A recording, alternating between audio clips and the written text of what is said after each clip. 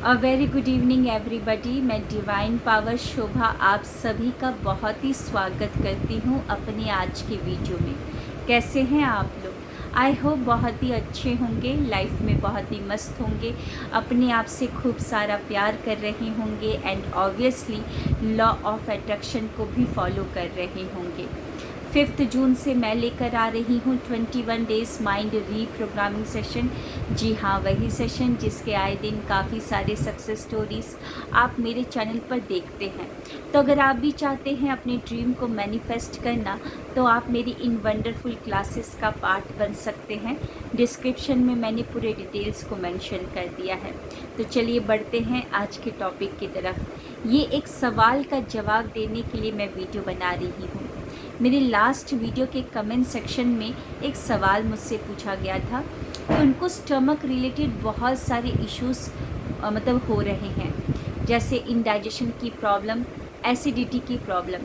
तो कुछ बताए जिससे इस प्रॉब्लम से वो बाहर निकल पाए।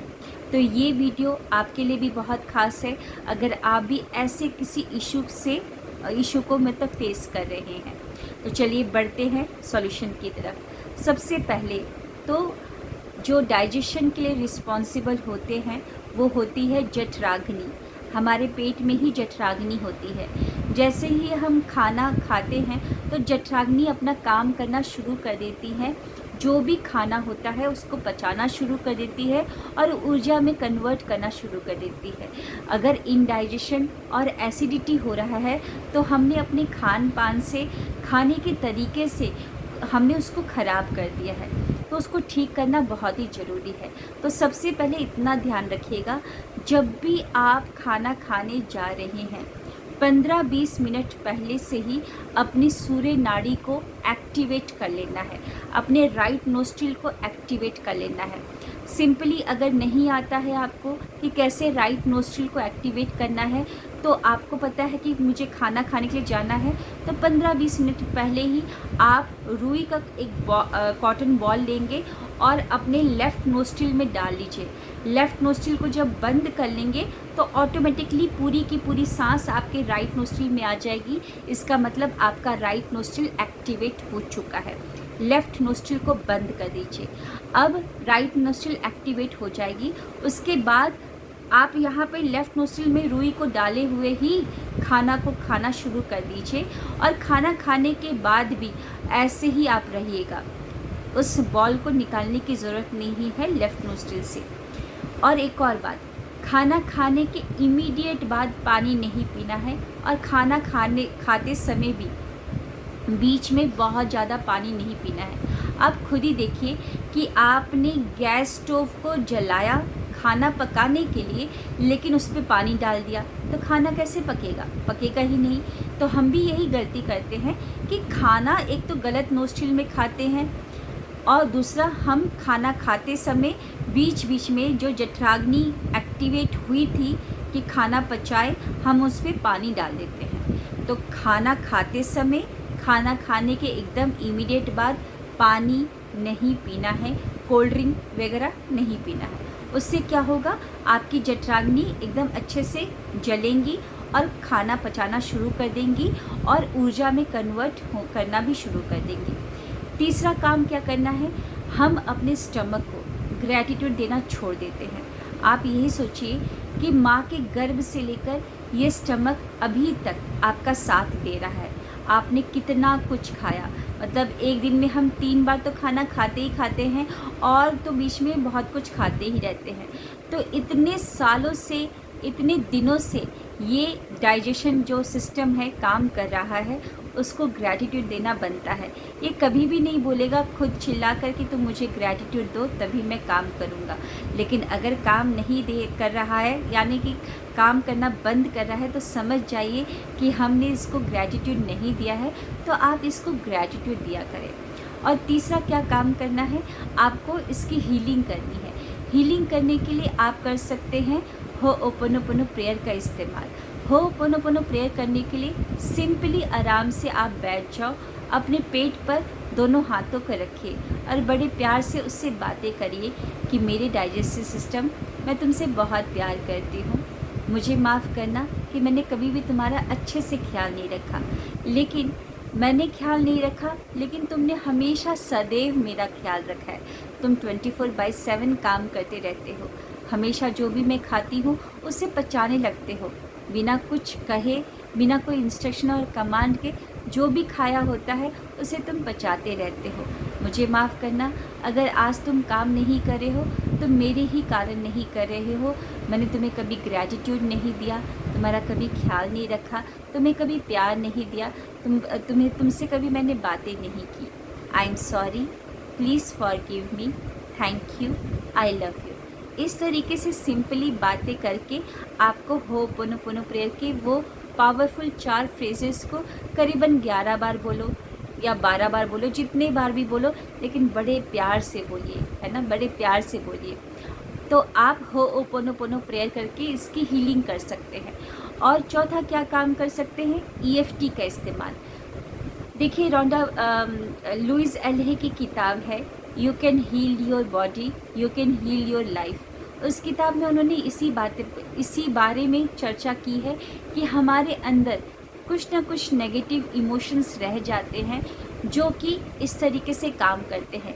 इनडाइजेशन की प्रॉब्लम, आपने एक कहावत सुनी है ना कि औरत कभी भी अपने पेट में बातों को पचा नहीं सकती है। तो कहने का मतलब क्या है कि आपकी कोई बात ऐसी है जो आपने अंदर दबा के रखी हुई है, जो आप कहना तो चाहते हैं लेकिन कह नहीं पा रहे हैं किसी न किसी कारणवश। तो वो अंदर ही अंदर अब आपके डाइजेस्टिव सिस्टम को ख़राब कर रहा है। धीरे धीरे करते करते और भी बहुत सारी चीज़ों को वो क्या करने लगेगा, ख़राब करने लगेगा।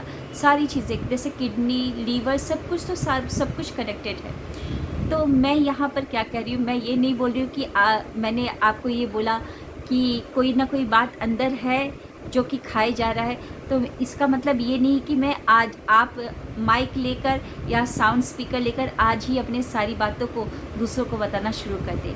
बिल्कुल नहीं। आप क्या करेंगे, आराम से बैठ जाइए और EFT का इस्तेमाल कीजिए। आराम से बैठ के जो 14 मेरिडियन पॉइंट्स है वहाँ पर टैपिंग करके कुछ बातों को बोलिए कि हाँ, मैं पूरी रिस्पॉन्सिबिलिटी लेती हूँ। आज जो मेरा स्टमक इतने अच्छे तरीके से काम नहीं कर रहा है, इनडाइजेशन की प्रॉब्लम हो रही है, एसिडिटी की प्रॉब्लम हो रही है, उसकी मैं ही रिस्पॉन्सिबल हूँ। मैंने ही कुछ अपने अंदर इतनी सारी नेगेटिविटी को रखा है।